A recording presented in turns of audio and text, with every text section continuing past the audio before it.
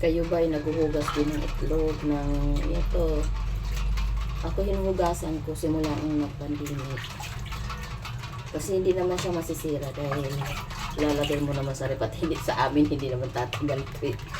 Malakas kami sa itlog. Mga anak ko napakahilig sa itlog. Ayan.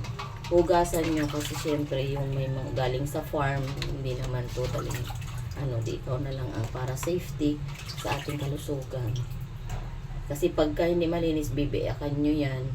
Siyempre, mayroon yung mga, hindi natin na may mga nadala galing sa farm. So, kailangan, be careful tayo. Kailangan malinis. Hindi naman ito masisira. Matapos sa hugasan mo, ganituhin nyo, patuyuin ba? O, ayun o. Tapos, ilalagay naman natin sa ref, diba? So, hindi masisira. At sa ganito lang kadami, pera kung ba 3 tray, punasan mo. Pero mga isang tray, pwede kasi hindi naman tatagal sa amin. Tulad sa amin, malakas talaga sa itlog. Kaya, ayan, tapos ko ng hugasan ang aming itlog.